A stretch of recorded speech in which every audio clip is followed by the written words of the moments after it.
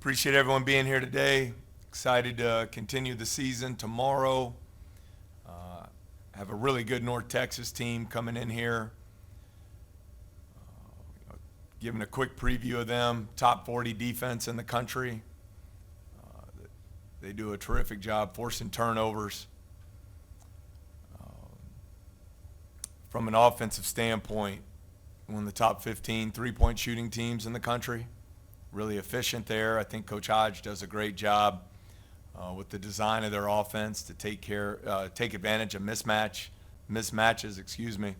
Have a lot of really skilled and talented guards out there on the floor. They're a top 40 offensive rebounding team in the country. Robert Allen is as good an offensive rebounder as we have here in the country, and just have a lot of respect for the way they play. Really physical, tough, and aggressive, and then very skilled with their ability to shoot the ball from three and also create one-on-one off the dribble. As for the opportunity for our team, we're really excited. I thought our players had really good energy and focus yesterday at practice and are thankful and appreciative for the opportunity to continue to play. Really want to invite all our fans to come out tomorrow night. I know it's an early tip-off at 6 o'clock. Can't correct me if I'm wrong, but students get in free. So hope to have a lot of our LSU students out, early arrival for the game. And with that said, open it up for questions. Matt, how beneficial was it to have a scouting report in your back pocket, if you will, from 4 months ago, and how much has it changed? How much have they changed in the last 4 months? Yeah, I'm not sure how much the familiarity helps with this one. It's been, I believe, 125 days since we played. I think we're a lot different team from that game. Personnel, rotations, a little different. Style of play is certainly evolved as the season's gone along. Unfortunately, I think they're a lot better team as well from when we played them back in November. But I think there probably is a good thing for our players is having gone through that game, they have immediate respect for the opponent because they know how tough and physical, aggressively they play, how disruptive they are on the defensive end of the floor, their ability, they hit 12 threes in that game in the first matchup against us. So I do think there's some benefits to that familiarity from the first matchup. Just all 9 guys that have been kind of in the rotation the last couple weeks, you expect all those guys to be good to go for tomorrow? I do. A few are a little banged up, just the wear and tear of the season. But all 9 practiced yesterday and practiced well. And as I mentioned there in the beginning, sometimes you get to these postseason tournaments and you worry about the mindset of your players. I've been really pleased. I think our guys are excited and thankful for the opportunity and have practiced accordingly. Yeah, I mean, and just kind of building on that a little bit, just a good showing what that can do, I guess, for you guys going into this off season, just further momentum, just maybe speak on that and just kind of what a good showing would do in this tournament for you guys. Well, I think it's important, Glenn. I think that every game, though, I've talked about it before. I just think it's such an incredible privilege to get to put that LSU jersey on. I know for me it's a privilege to get to coach here at LSU, and I want our effort and our energy on the court to reflect that every time we get to play. And so that's always the expectation and the standard. It's a great field here in the NIT. I think our players want to continue to play, and they know winning is a requirement for that to happen. So with that said, I think it's really important. And, it's a big game feel to us, and that's how we'll approach it. I think when you guys were playing your best ball, everybody was scoring. You were sharing the ball, scoring a lot more. In the last game, both games against State, Trey seemed to have to take over. I guess, what are you seeing from Tyrell and Jalen, the guys that were really contributing, like those extra buckets, as far as getting them back involved in the offense?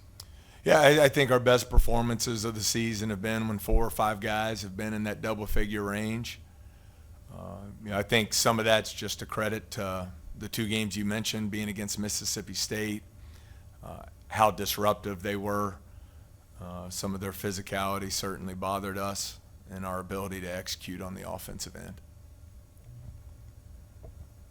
There are a number of programs that decline bids to the NIT this past couple of days, but you guys accept it. Why did you accept it, and kind of what do you think their rationale is potentially? Oh, it's a great opportunity for us. I can't speak to the 3 or 4 programs that chose not to play. For us, where we were 23 months ago, to be in a position where we got 9 SEC wins, finish in the top half of the standings. We have some good young talent in our program that want to continue to develop and get better. These opportunities are priceless. Get out here and compete against other top 100 teams in the country. I think for your seniors, it's more opportunities to create value for themselves as they look to go on and start their careers from a professional standpoint. It's a chance to get better and keep building your program. So I wouldn't look at it any other way. I think of the 32 teams in the field, there are 4 teams in it that have more quad 1 wins than we do. So we feel good about where we're at and want to find ways to win. But our whole focus will be, how do we beat North Texas tomorrow night? And I think our guys have done a good job with that these past 24 hours. Yeah, Coach, what was it like after the Mississippi game with kind of a little uncertainty as to, who would be in the NIT or who would be in the NCAA tournament from the SEC? Just what was it like? And then also you mentioned it with the seniors and, keeping them and having them as leaders going into this.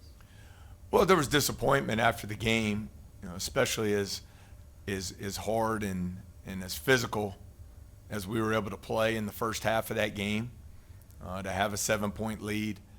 Going into the break, we know we left some opportunities on the court due to the turnovers and some missed free throws there to extend the lead.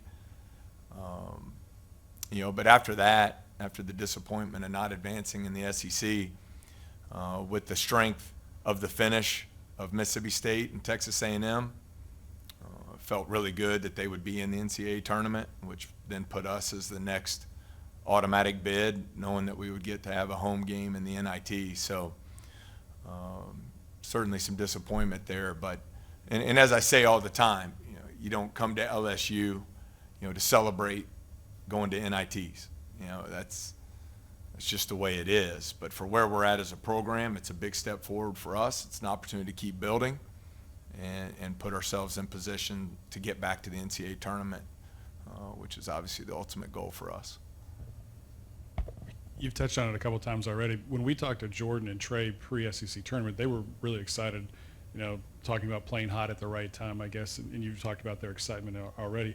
What can you take from that experience in Nashville but to keep them energized, right, and going forward here? I don't know there's anything you take from that experience. I think it's more the focus on what we talked about last week, where on Valentine's Day we were in a bad spot. We were 4-7 in the league. We had lost 3 games on the final possession. We had just had that heartbreaking loss after coming all the way back from 20 down against Florida. And guys came together and found ways to win games down the stretch. The 3 straight 1-point wins over, I think it was South Carolina, Kentucky, and Georgia. Got a couple road wins in that stretch. And got ourselves into a position where we get to play in this tournament. And on February 14th, we wouldn't have been playing in this tournament. And so I think, try to build on the things that we were able to do to finally figure out ways to win those close, tight games down the stretch and carry some of those lessons learned into tournament play here starting tomorrow. How surprised were you to see North Texas pop up, and were your players excited about it, to have another shot? I mean, I know you beat them last time, but still to play the same team. Yeah, I didn't really have any feelings one way or the other. I do have a lot of respect for Coach Hodge in North Texas, and they're the defending champions of this tournament, with quite a few guys from that team still there. So I think our players remember, although it was 4 months ago, how physical that game was. It was a grinded out possession by possession game. I thought in the first matchup our rim protection was as good as it's been all year. That I think they were 7 of 28 from 2, but they really hurt us from behind the 3-point line, and they've continued that all season long as one of the top 15 3-point shooting teams in the country. So I think you get to this point in the season, regardless of who you're playing, there's an excitement, and the reality is, you win, you get to advance and keep playing. You lose, you put your uniforms away, and so you hope that drives our urgency to the forefront. That we are locked in and focused on doing the things we need to do with great discipline to find a way to win tomorrow. Coach, I think in the first matchup, Will had a really good game, and they kind of struggled with his size and some of the other taller players in the squad. Is that a place you think you'll like to attack tomorrow? Yeah, I thought Will in that first matchup, I believe, was 7 of 14 from the floor and had 16 points, was really effective around the basket, especially late in the game. Derek Fountain played his most efficient game of the year. I believe he was 14 points, 7 rebounds, and didn't miss a shot in the game. So our front court did have some success there. I think when you try to look for some comparisons, so our players understand the style of play they'll see. From a defensive standpoint, you look at Texas A&M, Mississippi State with some of the aggressive attacking defense when you drive the ball. You have to make good decisions, and you have to value every possession because they can turn you over. They're forcing the turnover almost 20% of their possessions. So 1 out of every 5 trips down the floor, they're turning their opponent over. And quite frankly, that has not been a strength of ours throughout the season. So we know ball security going to be critical for us tomorrow. Yeah, I'm sure you know this, but I mean the transfer portal opened today, and just the balancing act that maybe is required, where you guys are preparing for these postseason games, but also wanting to look at what the roster could look like in the future. Just in your experience, how have you been able to kind of balance those two things, and how important is it to get right this offseason? Yeah, you just got to get it done, Glenn. I mean, it's just the reality of college basketball here in 2024. We're as excited as can be to get to continue playing, and that'll be a huge focus for us. You also have to balance recruiting, but that's no different than any day throughout the year. So obviously with the portal opening up today, there's an urgency there as we go through the next couple months, but I think recruiting in college basketball has become 365 days a year, so nothing really changes for us there. I thought there was a bit more grind to the NIT, but Kent says if you win, you don't play till Saturday. But is there a mentality that you can adapt in the postseason, a toughness or a grinder mentality of kind of you see the path, and as you said, you only get to keep playing if you win. Does that help like a team really lock in? I would hope so, Michael. I mean, I think the opponent requires that. I mean, they're tough. They're physical. They guard you. They control the tempo of the game.